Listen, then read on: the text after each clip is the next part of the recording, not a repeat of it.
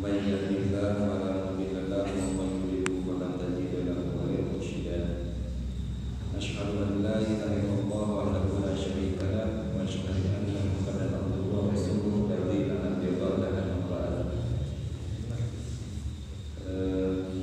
Ikhwatul iman rahimahullah, alhamdulillah, puji syukur Allah Subhanahu wa taala, meskipun dalam kondisi rintik-rintik hujan gerimis mengundang, alhamdulillah untuk semuanya masih diberikan kekuatan oleh Allah Subhanahu wa taala untuk menjemput hidayah, mentadaburi Al-Quran. Dan pada kesempatan ini saya ingin berbagi tentang salah satu ayat, sebenarnya ini ayat keseluruhan sebetulnya, itu surat Al-Buruj, itu tentang surat Al-Buruj. Lalu ada satu penggalan di dalam surat Al-Buruj, itu ayat keempat, kelima dan seterusnya. Ketika Allah Subhanahu wa taala berfirman, "Qul a'udzu billahi minasyaitonir rajim, qul ila ashabil ukhdud an-nari dzatil waqud idh hum 'alaiha qu'ud wa hum 'ala ma yaf'aluna bil mu'minina syuhud." Jadi ini adalah laknat Allah bagi orang-orang yang mereka telah membakar orang-orang yang beriman di sebuah parit. Jadi orang-orang yang beriman ini oleh orang-orang kufur pada saat itu dibakar. Lalu apa sebab mereka dibakar?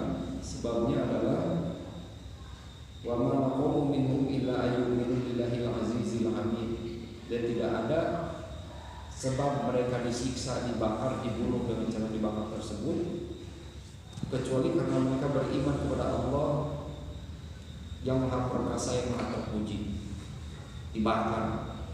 Nah, di dalam tafsirnya khususnya Ibnu Katsir, bahwa keterangan tentang kaum yang dibakar ini ada 3 ternyata, yaitu ada yang di Persia, ada yang di Romawi, dan ada yang di Najran, di Syam. Ada satu kisah yang sangat luar biasa tentang hal ini, dan ini akan menjadi salah satu pemacu adrenalin keimanan. Kenapa? Karena dengan kisah ini kita akan tahu manfaat dari Ismul A'zam. Jadi Ismul A'zam itu adalah nama Allah yang teragung. Nama Allah yang teragung, yang apabila kita meminta dengan nama tersebut, dijamin Allah Subhanahu wa taala tidak akan menolak permintaan kita. Allah pasti akan memberikan, dan apabila misalkan kita memohon pasti diijabah. Kalau misalkan minta ampun pasti diampuni. Ismul A'zam. Jadi nama Allah tertinggi. Nama Allah yang tertinggi, para ulama itu menyimpulkan banyak sekali. Dan tidak tahu yang mana sebenarnya yang tinggi di antara yang tinggi itu. Rata-rata menyimpulkan kurang lebih ada 14 nama Allah yang maha tinggi.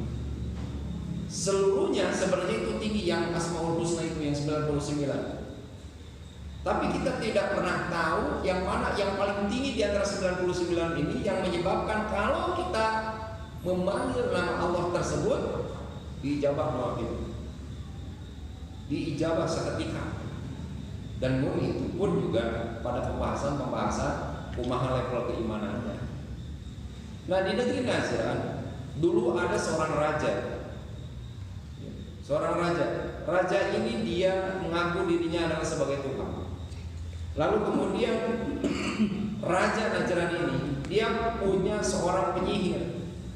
Dan penyihir ini dia merasa bahwa ajalnya sudah tiba. Dekat setik deui. Maka pada saat itu Raja Najran ini dia meminta kepada rajanya. Si penyihir ini meminta pada rajanya, berikan kepada aku seorang pemuda untuk aku ajarkan kepada dia sihir dan jadi penerus sihir, dan kemudian jadi penerus. Dalam riwayat yang lain, itu raja tidak hanya mengambil satu pemuda, tapi juga si raja ini mengadakan satu namanya audisi. Sembara. Siapa yang paling baik, siapa yang paling bagus, pokoknya itu terhebat, maka dia akan dijadikan sebagai penyihir raja. Singkat cerita, namanya adalah Abdullah bin Tamir. Jadi keluarga Tamir dari Najran. Dia terpilih menjadi seorang penyihir muda. Lalu kemudian dia belajar kepada penyihir tersebut beberapa waktu. Nah, kebetulan si rumah Ibnu Tamir ini, Abdullah bin Tamir ini, dia antara ketika lewat itu masuk dulu ke ada satu tempat di mana ada seorang ulama di situ. Di dalam riwayat ini, wallahu a'lam, bahwa kejadian tersebut kata para ulama itu terjadi setelah zaman Nabi Isa alaihissalam diangkat. Jadi setelah Nabi Isa alaihissalam diangkat itu berhenti kenabian. Jadi tak ada nabi, kosong itu. Nah, di antara zaman tersebut muncullah para wali Allah, ulama-ulama yang mereka menegakkan, yang mereka membawa syariat-syariat Nabi Isa alaihissalam. Nah, kemudian setiap dia lewat, dia tertarik dengan ajaran si syekh ini, si ulama ini. Yang diajarkannya ternyata adalah tauhid. Diajarkannya adalah tauhid.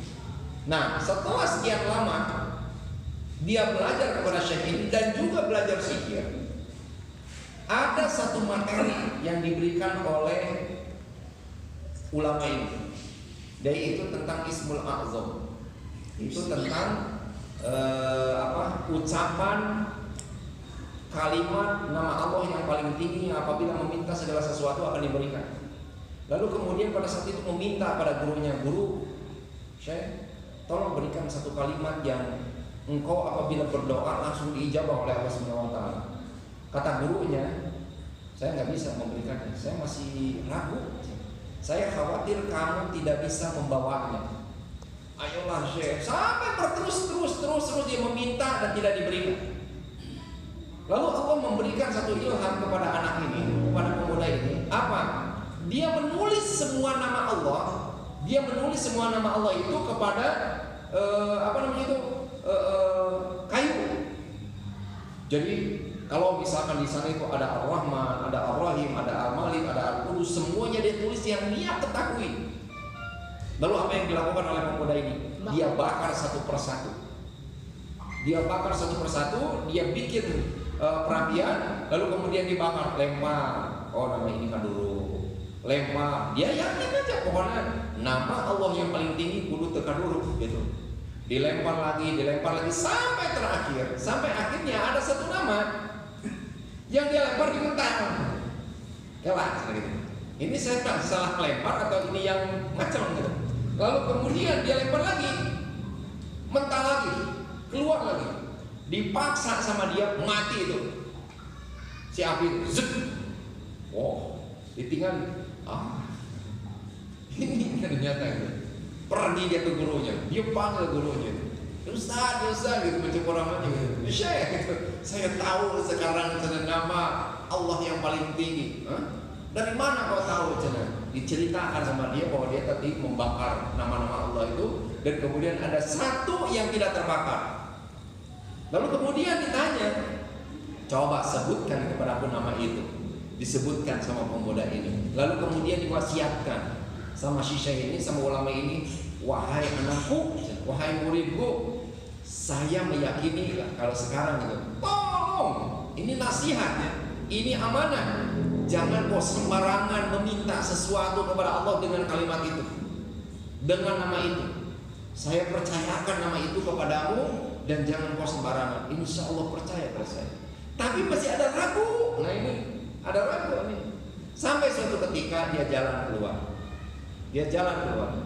Lalu kemudian di tengah jalan ada satu kampung di Najran, masih satu kampung yang pada saat itu ini ada seekor binatang yang sangat buas yang tidak bisa setiap orang itu lewat.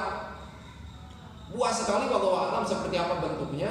Dan ini nggak bisa lewat, nggak bisa dilewati oleh orang-orang, dan ini termasuk jalan utama. Sekampung ini tahu bahwa ini pemuda penyihir. Oh iya kan, ayah Harry Potter menciptakan gitu ya. Kebenaran aja, usir dong jadi itu binatang, kan kamu jago sihir. Aduh, sebenarnya ini ditantang ini. Dia maju, lalu kemudian dia menantang diri sendiri. Cik, cina gitunya mencik orang. Ini siapa yang benar? Apakah syekh itu yang benar atau si penyihir itu? Tapi saya udah tahu kalau sihir seperti ini seperti itunya. Yang belum terkaji dan terbukti itu adalah syekh itu. Lalu kemudian dia mengambil satu buah kerikil. Lalu kemudian dia mengatakan pada dirinya sendiri, kalau apa yang disampaikan oleh syekh ini benar, maka saya meminta dengan Ismul Azam tersebut, Bismillah, matilah wahai binatang. Dilempar dengan kerikil itu, dan kemudian kena kepada binatang buas tersebut yang kita tidak diterangkan ini binatangnya yang kayak gimana itu. Mati seketika, rewas bolotot kabeh. Semuanya kaget, lalu kemudian bersorak-sorak. Dianggut nih pemuda, kebayang ya istilah nama ini di Arab. Ini kita punya pahlawan ini kita punya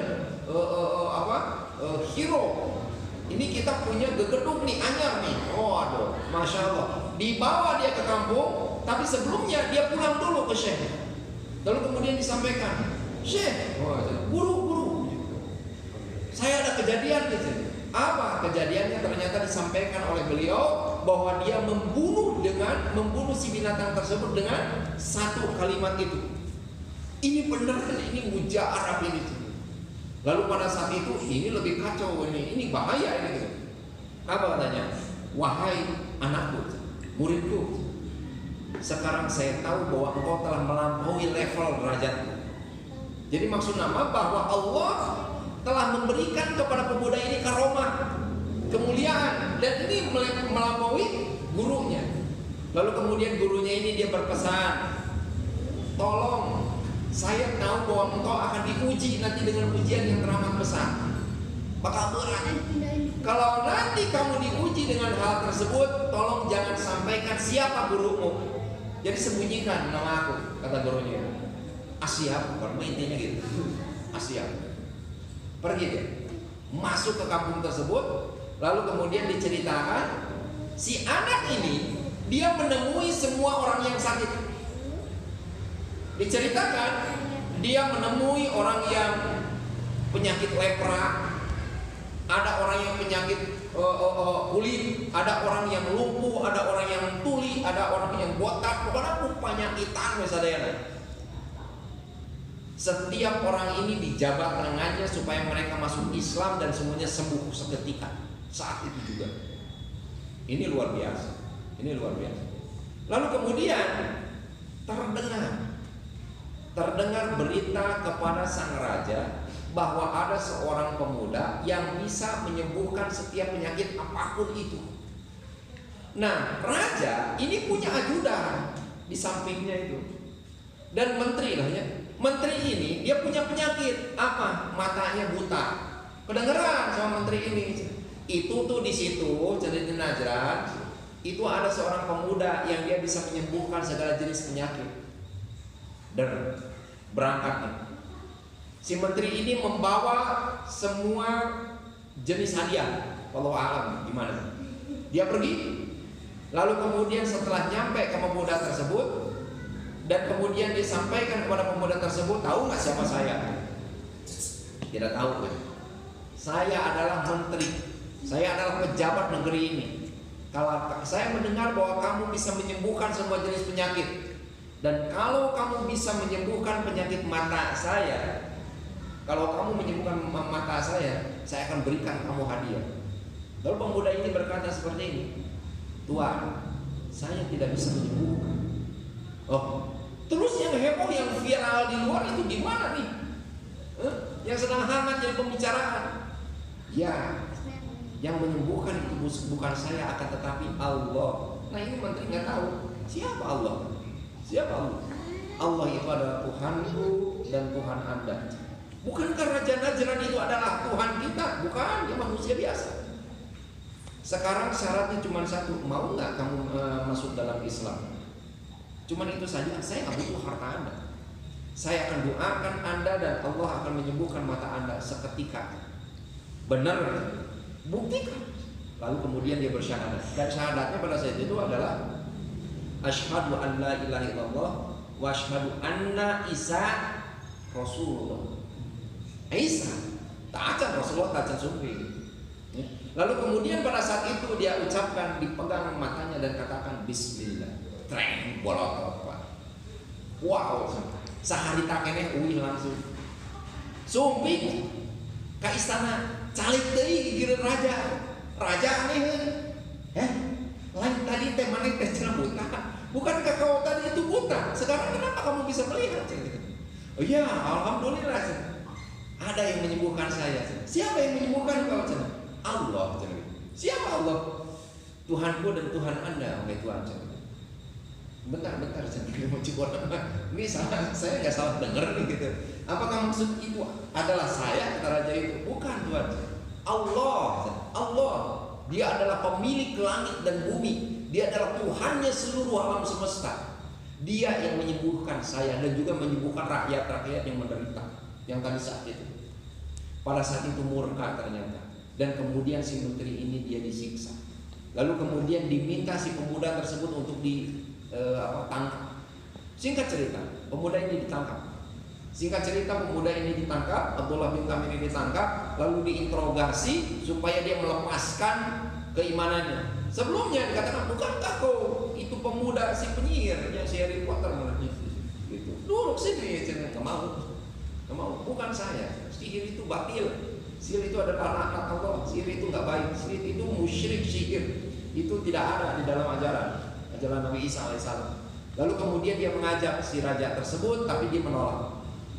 Lalu kemudian si pemuda ini dia disiksa dengan sebuah siksaan yang pada akhir itu untuk mengaku siapa guru kamu, siapa yang mengajarkan kamu kalimat-kalimat ini, siapa yang mengajarkan kamu yang disebut tauhid ini siapa. Singkat cerita dari Pak, si guru ini kemudian ditangkap benar. Lalu kemudian dihadapkan kepada raja, dan kemudian raja pada saat itu menghukum guru ini dengan cara menggergaji dari mulai atas sampai bawah. Kamu mau nggak nasibnya sama seperti gurumu? Masih teguh kuat imannya. Lalu kemudian si menteri itu dibawa, ya udah bengok nih, udah disiksa, tadinya buta sekarang jadi hancur semua badannya tuh, digergaji juga tuh. Dari mulai kepala sampai dia keduburnya itu sampai terbelah dua, lalu kemudian jatuh ke tanah. Tanya, mau nggak beriman? Nggak mau. Aduh. Lalu kemudian pada saat itu si pemuda ini dicari cara untuk membunuhnya karena ternyata ada sebuah kelebihan. Saya dipaehan. Bawa dia ke atas gunung, bawa dia ke atas bukit, kemudian kamu ikat kakinya di atas, jadi si kepalanya itu turun ke bawah. Lalu tanya oleh kalian kepada pasukannya itu, nanti kalau misalkan dia mau melepaskan keimanannya itu, lepaskan dia, antapkan. Tapi kalau misalkan dia masih tetap kukuh memegang teguh apa yang dia percayai, jatuhkan dia, naik ke atas bukit tinggi sekali. Dalam riwayat ini ada dua riwayat. Nah, satu riwayat itu ternyata ini si pemuda masih tetap kekeh. Lalu kemudian diputus, dijatuhin, kepalanya di bawah. Tahu apa yang terjadi?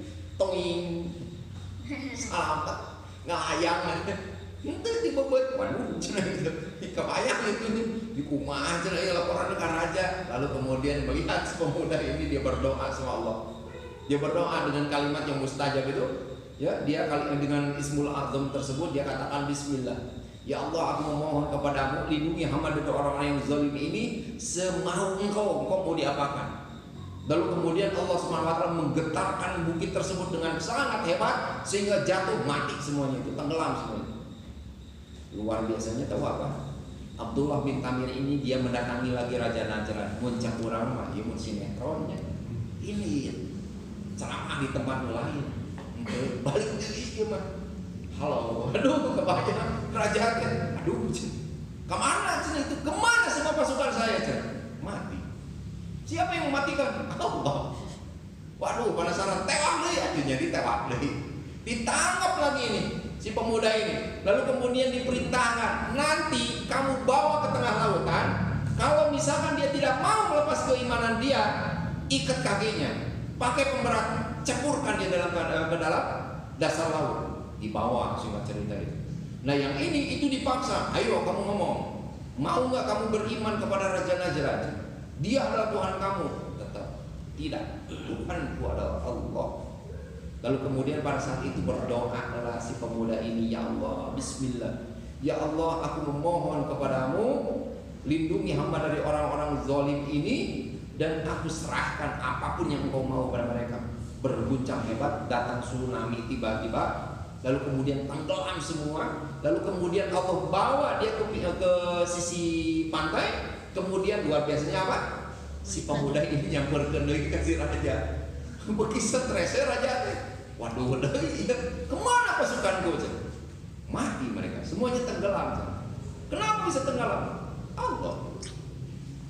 Lalu kemudian ini luar biasanya ditawarkan, kamu mau nggak ngebunuh saya? Mau nggak? Bagaimana caranya? Ini menawar yang sangat luar biasa. Bisnis yang nggak benar ini. Mau nggak kamu membunuh saya? Kata si Ibnu Tamir ini. Bagaimana caranya? Diambil. Ini ada satu musuh. Kesempatannya cuma satu kali.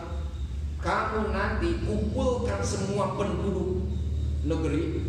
Kamu ikat saya di tiang, salib saya itu di kayu, ikat supaya saya tidak bergerak. Lalu kemudian engkau pasang dan kemudian kau katakan Bismillah birrobi hadal gulam, ditembak. Lalu kemudian dilaksanakan, oke, cik kurang bukti. Lalu kemudian dikumpulkan seluruh penduduk negeri. Hari tadi nama cek raja teh naon coba. Kami jadi contoh, lamun maraneh beriman jika budak ieu ditembak. Mencoba sama gitu lah cerita. Setelah dia diikat di tiang kayu, diambil busur tersebut, anak panah tersebut, kemudian dia tarik. Lalu kemudian dia secara keras berteriak, Bismillah birrobi hadal gulam, dengan nama Allah, Tuhannya pemuda ini. Melesat. Tahu apa yang terjadi? Langsung kena ke tanah. Tep. Pada saat itu dipegang dengan satu tangan sama Ibnu Tamir ini, lalu kemudian meninggal dunia di situ. Meninggal dunia di situ dengan tangan masih tetap ada di situ. Padahal apa yang terjadi? Ternyata yang ditakutkan oleh raja terjadi. Sampai dibisikkan kepadanya, wahai raja, apa yang kau takutkan telah terjadi. Apa? Dia mendengar seluruh penduduk negeri Najran itu berkata, amantu birrobi hadal gulam. Kami beriman kepada Tuhannya pemuda ini. Marah luar biasa raja Najran ini. Dia bikin parit di sekeliling lapangan itu dengan parit yang dalam, lalu kemudian dipasang kayu bakar yang sulit untuk dimatikan, dinyalakan, lalu kemudian berjajar seluruh orang tersebut dan dikatakan, siapa yang mengikuti agama pemuda ini, masuk kalian ke dalam api itu. Lari pas semuanya masuk ke dalam api itu. Lari, berdesak-desakan, mereka ingin mati. Karena kejadian ini pemuda sudah terbukti bahwa dia itu mampu menyembuhkan. Berarti ketika dia menerangkan tentang surga dan neraka dan jaminan-jaminan Allah nanti di akhirat, mereka sudah yakin penuh. Pemuda ini saja itu berani mati, bagaimana dengan kita? Makanya dalam satu riwayat disebutkan ketika mereka itu terjun ke dalam api, sebelum terbakar tubuhnya, sebelum disentuh api, Allah sudah cabut nyawanya sehingga tidak terdengar teriakan. Maka aneh, nah itu senyap, gak terdengar teriakan, mati. Nah sampai ada satu ketika ada seorang ibu, dia bawa bayi. Makanya ini ada tiga bayi yang oleh Allah SWT mereka bisa berbicara di waktu buaya masih di ayunan ya, masih di air itu, masih menyusui. Itu tiga. Salah satunya adalah ini, yaitu seorang ibu ashabul ukhdud. Ketika dia hendak ragu di si ibu itu, dicolokkan ke tombak, ayo, kalau kamu mengikuti milah pemuda ini, masuk ke dalam neraka. Bingung, aduh, anak itu yang masih menyusui tiba-tiba dia berkata, Umi muncul orang, ibu, di depanmu ada surga. Kamu sudah tidak salah lagi. Jalanmu sudah tepat. Raih surga sekarang juga. Aku duluan. Waduh, itu si anak terjun duluan. Orang nggak jelas. Lalu kemudian ibunya mengikuti. Tunggu anakku. Masya Allah. Ini kalau misalkan terjadi sama kita, keyakinannya ini Masya Allah luar biasa. Lalu kemudian sampai terjadilah bahwa kita ini kebenarannya terungkap pada zaman Khalifah Umar Ibn Khattab. Khalifah Umar Ibn Khattab mendapatkan satu kabar, satu berita bahwa di negeri Syam, di negeri Najran itu ada satu bangunan runtuh. Nah, oleh bupati, orang namanya gitu, wali kota bupati di Najran itu didirikan, ditegakkan, bangun deh, ceria ini lebar dia, orang jadikan museum atau jadikan tempat sholat. Setelah beres, runduk deh. Nah, ini pondasinya benar tuh, orang benar deh. Lalu kemudian didirikan lagi sampai 3 kali rubruk terus. Lalu kemudian pada saat itu gali ini tidak mungkin sesuatu yang menyebabkan bangunan ini terus runtuh kecuali ada sesuatu di tengahnya. Digali ternyata betul, Bang. Di dalamnya ada seorang pemuda yang tertusuk ininya. Itu pemuda Najran itu, ya, Ibnu Tamir itu, dan dia sedang memegang ini.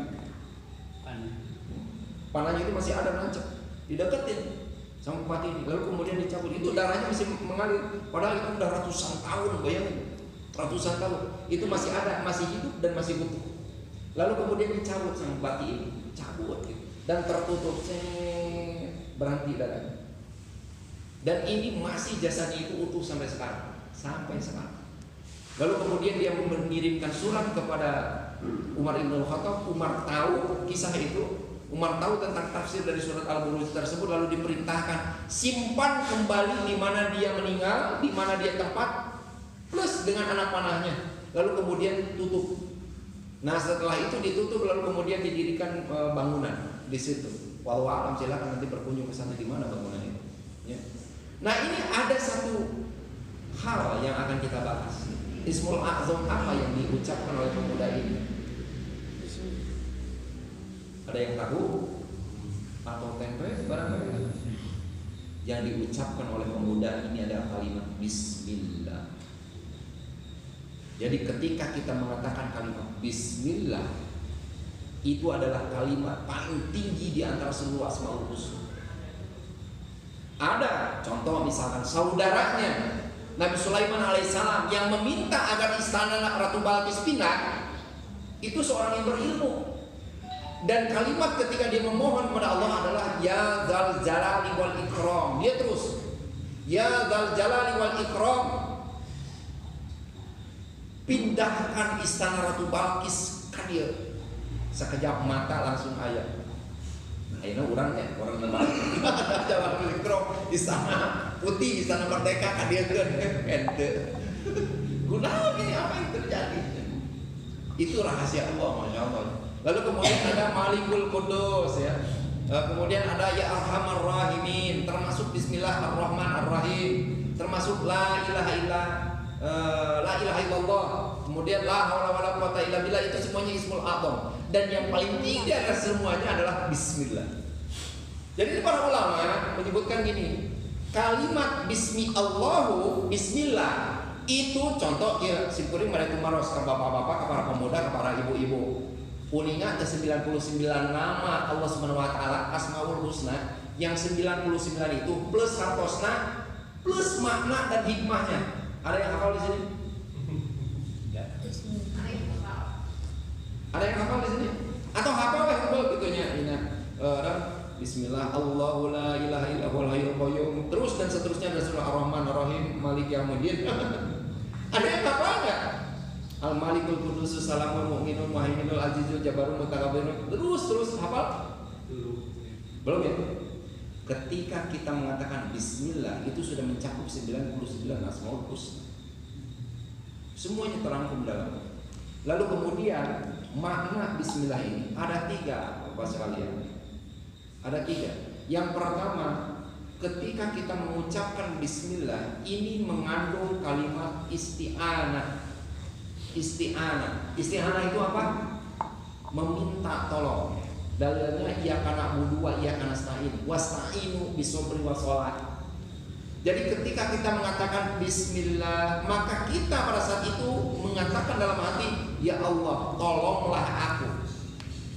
Tolonglah aku, isti'anah. Emang apa yang ingin aku tolong? Kata Allah, silakan. Silakan, katakan, sampaikan kepada Allah Subhanahu wa taala, ingin ditolong apa oleh Allah Subhanahu wa taala? Isti'anah. Lalu kemudian yang kedua adalah isti'adzah. Isti'adzah ini adalah ta'udz, yaitu meminta perlindungan. Dan a'udzu billahi minasyaitonir rajim. Dalilnya itu adalah qul a'udzu birabbil falaq dan qul a'udzu birabbin nas. Itu adalah ibadah. Jadi ketika kita isti'anah, ketika kita isti'adzah meminta perlindungan, itu adalah perbuatan ibadah, termasuk kalimat bismillah. Jadi ketika kita mengatakan bismillah, itu ibadah. Nah, ibadah. Jadi misalnya syukur tuang, misalnya syukur di musola sholat ibadah yang salis. Kalimat mengucapkan bismillah itu bapak sudah ibadah, sudah beribadah kepada Allah. Isinya isti'anah. Yang kedua isti'adzah. Isti'adzah itu artinya adalah memohon perlindungan dari sesuatu yang belum menimpa. Yang belum menimpa itu isti'adzah. Contoh misalkan di dalam surat An-Nas, qul, katakan oleh Muhammad, a'udzu birabbin nas, qul a'udzu birabbin nas. Aku berlindung kepada Tuhannya manusia. Malikin nas, rajanya manusia. Kenapa harus meminta kepada rajanya manusia? Kenapa? Karena banyak manusia ngeraja. Ayah raja jalanan, ayah raja pengkolan, ayah betul. Dan ketika kita menemui orang-orang nusok ngeraja di hadapan orang, manusia. Qul a'udzu birabbin nas, malikin nas. Ya Allah, dia jelema nu raja. Berdoa kepada Allah Subhanahu wa taala dengan kalimat surat An-Nas. Nah, ketika surat An-Nas ini dibaca, kejadiannya belum terjadi. Makhluk-makhluk anu ngaraja teu aya, tapi kita minta perlindungan kepada sesuatu yang belum terjadi. Qul a'udzu birabbil falaq, kepada Tuhannya Al-Falaq. Yaitu Allah, maksudnya itu Al-Falaq itu termasuk nama Allah. Qul a'udzu birabbil falaq min syarri ma khalaq, dari kejahatan penciptanya. Nah, ini siapa ini? Ciptaan Allah yang berbuat jahat. Ini belum terjadi. Wa min syarri ghasiqin idza waqab. Apa itu ghasiqin itu? Tukang ngegosok. Ngegosip ya, digosok makin sedikit ya. Supaya gitu aja dan gampang ya. Wa min syarrin nafasati fil 'uqad wa min syarri hasidin idza hasad. Ini adalah sebut dalam tanda kutip gitu ya. Tanda kutip, ini mantra. Mantra perlindungan dari hal-hal sihir yang jahat, dari penyihir-penyihir yang jahat, dari orang-orang yang hasud. Makanya ini dijelaskan, orang-orang yang hasud itu ya, orang yang hasud itu syaratnya kita memiliki sihir itu hasud. Syaratnya kita mau melakukan sihir itu hasud. Ya. Jadi kalau misalkan bapak-bapak sekalian itu ingin pergi ke dukun, sok ayeuna simkuring bari tumaros bili di dia aya nu sumping ka dukun. Pasti karena hasud. Gak mungkin kalau misalkan sumping ka dukun, Mbah menawi artinya saya menginginkan anak saya menjadi soleh dan solehah, rajin sholat, kata dukun. Itu apa? Nggak mungkin. Impossible. Misalkan ibu orang kali abdi teh cenah sakola tahfidz Quran, mudah-mudahan we cenah kumaha didoakeun kitu nya ieu syarat dan sebagainya. Sina biar dia hafal 30 juz. Ada enggak? Demi Allah makan ada. Enggak akan ada yang datang ke dukun itu pasti urusannya itu hasud. Hayang ganteng, ya, hayang menang jodoh, hayang beunghar. Lantaran kepancing ku batur. Misalkan kita nih kepala botak di pelontos, tiap orang yang lewat mengatakan botak, botak, botak. Cik kira-kira niat itu setelah setiap orang itu mengatakan botak, botak, botak, botak. Berarti bapak niatnya hoyong naon? Hoyong jabrik, hoyong gaduh rambut. Betul nggak? Sehingga ketika kita memiliki rambut, cita-citanya apa? Ingin memuaskan orang-orang yang mengatakan botak. PT Jabri, cek batur tenon, Jabri, jangan betul teureun. Ayeuna geus kamari cenah botak, diomongkeun. Ayeuna Jabri, diomongkeun deui kasar. Atau misalkan ada yang mengatakan dasar beke, dasar mengek, dasar terusnya dasar undang-undang dasar terus. Ini apa yang terjadi? Nanti niat ini berubah. Lantaran disebutkan pendek, jadi hoyong jambung sangus jambung disebutkan gantar, ditaraje, ribu. Kalau kita itu mengikuti keinginan manusia nggak ada beresnya, ya nggak? Nah ini sekarang kita diuji dengan kemiskinan ini, nggak punya duit, dompet nggak tebal-tebal gitunya. Padahal apa yang tebal yang pertama isiannya katanya. Masukin daun gitu. Bang Bokir 100 tusuk. Kebayang gitu. Susana itu ya. Nah ini menjadi sebuah perhatian bagi kita ya. Jadi kalau misalkan ada orang yang dia datang ke penyihir, hakikatnya dia sedang melakukan hasud dan kita meminta perlindungan sebelum ada orang yang hasud, kita sudah baca duluan. Nah, ini pengen tahu nih bapak-bapak, ibu-ibu, tahu nggak? Ada salah satu sunnah kalau misalkan sebelum kita bobo, sebelum tidur, bukan pas waktu tidur, sebelum, berarti jilid kene masih melotot tuh mata kita ini, masih melotot, masih buka. Sebelumnya kita baca 3 qul. Apa yang pertama? Qul huwallahu ahad. Yang kedua, qul a'udzu birabbil falaq. Yang ketiga, qul a'udzu birabbin nas. Itu diusah sambil membaca kalimat itu ruqyah mandiri namanya. Ruqyah mandiri. Kita memohon kepada Allah Subhanahu wa taala perlindungan sebelum itu terjadi. Ulah pas kejadian. Pas kasurupan karen dibacakan qul a'udzu birabbin nas malikin nas. Nah hanya itu mempan teh ayo ada apa? Minta perlindungan itu sebelum. Makanya ada istilah seperti ini, apa? Mencegah lebih baik daripada mengobati. Sedia payung sebelum hujan. Muntas hujan, hujanan aja lah kapok. Sedia payung sebelum hujan dan seterusnya. Ini adalah peringatan. Jadi dari kalimat bismillah ini ada 3. Yang pertama isti'anah, yaitu minta pertolongan. Ya, maka insya Allah itu akan diijabah dengan kalimat bismillah. Sok minta tolong naon, kudu kubur, kudu jetrek, kudu jelas. Lalu kemudian yang kedua adalah isti'adzah, yaitu meminta perlindungan dari sesuatu yang belum kita alami. Dan ini banyak, silakan mau minta perlindungan dari apa. Lalu kemudian yang ketiga disebutkan istighosah. Istighosah itu adalah meminta pertolongan kepada Allah dari sesuatu yang sedang menimpa kepada kita. Itu istighosah. Contoh misalkan agar kita dihindarkan agar penyakit corona ini dicabut. Agar koruptor corona, koruptor PCR dicabut sama Allah, itu istighosah. Itu istighosah. Istighosah itu dari sini. Awas jangan salah ulah dibalik. Isti'adzah dengan istighosah itu mirip serupa tapi tak sama. Kalau istighosah itu melakukannya ketika kita tertimpa. Contoh Nabi Ayub alaihissalam ketika beliau tertimpa penyakit, hartanya habis, ladangnya habis, gedungnya runtuh, anak-anaknya mati semuanya. Dia terkena sekujur tubuhnya itu dengan penyakit. Lalu kemudian dia meminta kepada Allah, Robbi anni masaniya duru wa anta arhamur rahimin. Itu adalah istighosah kepada Allah Subhanahu wa taala. Meminta agar dia disembuhkan dan dikembalikan semua kekayaan dia, anak-anak dia dan seterusnya, bahkan berlipat ganda. Ini istighosah. Nah, kalau misalkan sekarang kondisi kita nih dalam kondisi sedang apa? Apakah dalam kondisi ingin meminta tolong kepada Allah? Apakah ingin kita itu dilindungi sebelum kejadian sesuatu?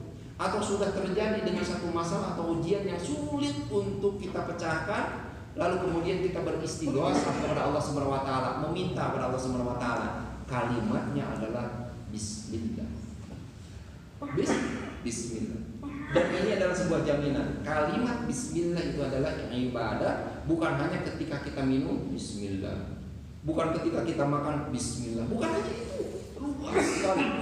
Luas sekali. Kenapa kita minum harus bismillah? Coba simpulin Baitul Maros dengan 3 syarat yang tadi. Ada isti'anah, ada isti'adzah, ada istighosah. Kenapa kita harus bismillah ketika kita minum?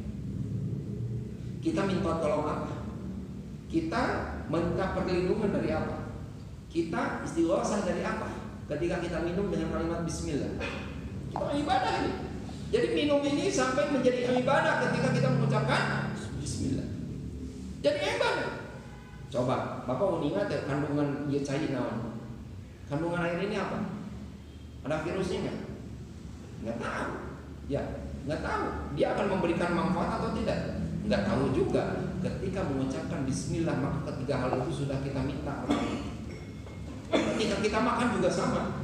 Kita benar-benar belum tahu kalau misalkan ketika kita ngamuapkan, kita itu mengangkat makanan, belum tentu bahwa itu nyampe ke mulut. Makanya sebelum nyampe, ucapkan bismillah. Ucapkan bismillah. Termasuk kata Rasulullah masalah gitu. Makan yang tidak bismillah atau misalkan menggunakan tangan kiri, syaitan itu ikut makan. Makanya kalimat bismillah itu ada ista'inu, ada isti'anah, minta tolong, isti'adzah, dan kemudian istighosah. Itu salah satunya meminta pertolongan agar syaitan gak ikut makan. Kalau dikenyangkan dengan makanan kita, cilaka. Cilaka, bakal jadi sifat. Ya, sifat-sifat kita itu nanti kayak setan, rakus, gak berhenti makan itu. Ya. Lalu kemudian contoh, ini ada satu hal yang penting sekali harus kita lakukan, dan kemudian menjadikan kalimat bismillah ini adalah sebagai suatu kebiasaan. Kata Aisyah radhiyallahu an, kalau bisa dalam hal apapun ista'inunya, meminta tolong itu dalam hal apapun, sampai putusnya senal kamu minta tolonglah kepada Allah. Minta tolong kepada Allah. Sampai ada seorang sahabat, suatu ketika dia naik kuda tuh, kemudian cemetinya jatuh, sama kudanya mau diambil, dia larang. Oi, tunggu dulu. Saya, jangan kau ambil. Saya mau minta tolong pada Allah. Saya mau minta tolong pada Allah. Jangan kau ambil. Saya mau minta tolong dulu sama Allah. Ketika sendal kita putus, jangan dulu minta tolong pada siapapun kecuali kepada Allah. Kan kita nggak mungkin, tapi kalimatnya nggak mungkin gini. Putus tuh sendal. Lalu kemudian kita mengatakan, ya Allah minta tolong agar sendal ini kembali seperti semula. Apakah seperti itu kalimatnya? Tolong dong ya Allah, kok nggak diijabah sih? Nggak gitu. Termasuk itu jatuh si cemeti ya, pecutnya gitu. Ya Allah tolong dong ambilin. Nggak gitu juga. Maksudnya adalah ucapkan bismillah. Jadi ketika misalkan pegang, awas jangan sampai mengatakan seperti ini. Aduh, nah itu nggak boleh. Tapi ucapkan bismillah. Ya Allah tolonglah. Ya Allah lindungilah, ya Allah cabutlah, angkatlah sesuatu yang akan mengelorotkan dan lain sebagainya, Itu kalimat bismillah. Nah kalau misalkan bapak-bapak sekalian di sini itu ada bisnis, ada usaha, ucapkan bismillah. Bahwa ketika kita betul-betul berjualan, setiap yang kita bacakan bismillah itu adalah ibadah. Kapeser jeung henteuna, katapi henteuna itu badai teu payu badai teu ibadah itu. Ibadah. Ini ada ijab kabulnya nih. Kalau misalkan kita memberikan biasanya mau di pasar so kayak pakupin dia nyangakeun barangna, mugia manfaat, menyecing awet dan sebagainya, tong wih deui. Itu kan ada ijab kabul seperti itu. Sebenarnya cukup bismillah. Itu ijab kabul seperti itu, bismillah. Ketika menerima orang yang paham harusnya apa? Bismillah. Jadi setiap segala sesuatu itu dilakukan dalam bentuk ibadah. Syukurin Baitul Maros cik, ya mau orang tetaguhan. Ketika bapak tadi memakai baju, masukkan kasut kita, ini baju kita, masukkan yang kanan dan kemudian yang kiri, ucapin apa? Harus bismillah, jangan main baltas gitu. Bunuh diri, kan gitu orang mana gitu. Kalau pengen supaya memakai pakaian saja itu menjadi ibadah, ucapkan bismillah. Dan kalimat bismillah ini adalah ismul a'zam. Siapapun yang dia menyampaikannya, maka Allah Subhanahu wa taala akan mengijabah doa dia. Maka akan tergantung seberapa kuat keimanan kita untuk mengucapkan bismillah. Simkuring pada itu maros deui. Bapak sekalian dari hati oleh Allah Subhanahu wa taala. Simkuring yakin bahwa dia itu paling sepuh di antara antawis urang. Nya, salatnya otomatis langkung panjang. Aya nu sahanapun urang aya wawan seterusnya, ngedede dan seterusnya. Berapa tahun kita sholat? Ketika kita mengangkat tangan setelah kita berdoa-doa iftitah lalu mengatakan Bismillahirrahmanirrahim, Alhamdulillahirabbil alamin terus berlanjut. Kalimat Bismillahnya satu maha yakin. Berapa yakinnya? Atau hanya sekedar bacaan? Umumnya sekedar bacaan. Sekedar bacaan saya yakin sekali demi Allah. Sholat lagi sekedar sholat. Sekedar sholat. Sekedar sholat. Masya Allah. Masya Allah. Dan ini ada satu lagi. Salah satunya kalimat doa iftitah. Dan salah satunya di dalam sholat sebelum kita membaca Al-Fatihah apa dulu kita? Doa iftitah bagaimana kita? Subhanaka Allahumma wa bihamdika wa tabarakasmuka wa ta'ala zatuka wa la ilaha ghairuka. Tahu nggak itu kalimat apa? Itu ismul a'zam ya. Itu puja-pujian kepada Allah Subhanahu wa taala. Kamu meminta dengan kalimat itu diijabah. Ayeuna urang lah salat. Ismul a'zam di dalam salat itu salah satunya ketika ruku subhana rabbiyal azim, Allah pasti ijabah doa. Subhana rabbiyal a'la, maha suci Engkau wahai Tuhan yang maha tinggi, diijabah doanya. Semua gerakan sholat kita itu adalah gerakan-gerakan para malaikat yang pasti diijabah. Ngagarakeun wae itu diijabah. Makanya lihat, wasta'inu bis-sabri wa syaratnya sabar.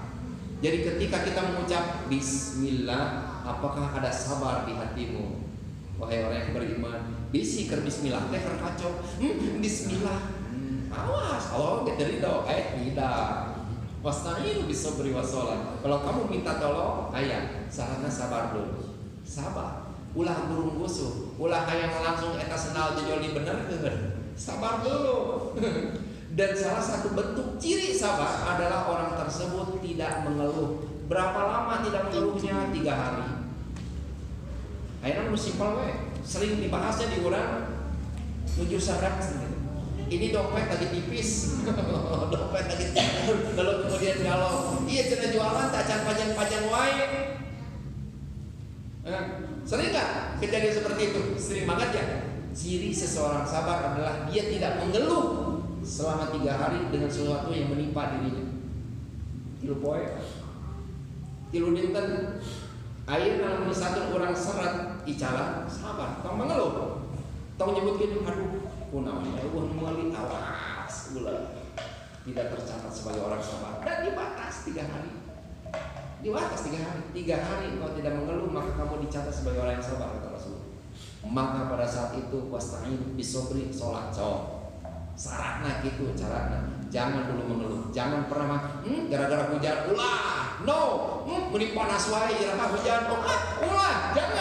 Jangan pernah menghardik cuaca, jangan pernah menghardik semesta. Ini semuanya adalah ciptaan Allah Subhanahu wa taala.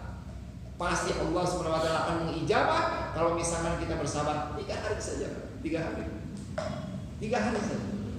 Perhatikan ya dan buktikan. Jadi ketika kita mulai bertakbir Allahu Akbar, lalu kemudian subhanaka Allahumma wa bihamdika wa tabarakasmuka dan seterusnya, lalu kemudian ucapkan Bismillah. Dan ini kata ulama lebih paten lagi ini ismul adzam dengan kalimat Ar-Rahman Ar-Rahim. Paten, double paten. Bismillahirrahmanirrahim. Dan kalau secara pribadi jujur, karena memang ada mazhab ya, seperti apa Imam Maliki, Hanafi ya, yang Al-Fatihahnya nggak dibaca kalimat Bismillah. Jadi langsung Alhamdulillahirabbil alamin. Kalau saya berpendapat sendiri secara pribadi dan memang dari guru-guru saya baca Bismillah. Kenapa? Karena itu adalah ismul adzam, itu mulia, itu agar diijabah salah satunya ihdinas siratal mustaqim adalah karena Bismillah. Bismillah, maka awas latihan nyebat Bismillah bagus. Kudu lekoh, kudu bener, kudu bersanad. Ini nama ayat YouTube lah sokra sumpingan eta bacaan Bismillah yang sesuai sanad Nabi Sok pilari geraknya ayat bismillah nama unggul sok. Cing leko, cing nyaanan, cing serius hanya kalimat bismillah. Bahasa yang dirahmati oleh Allah Subhanahu wa taala itu saja ya. Itu saja yang bisa saya sampaikan. Mudah-mudahan apa yang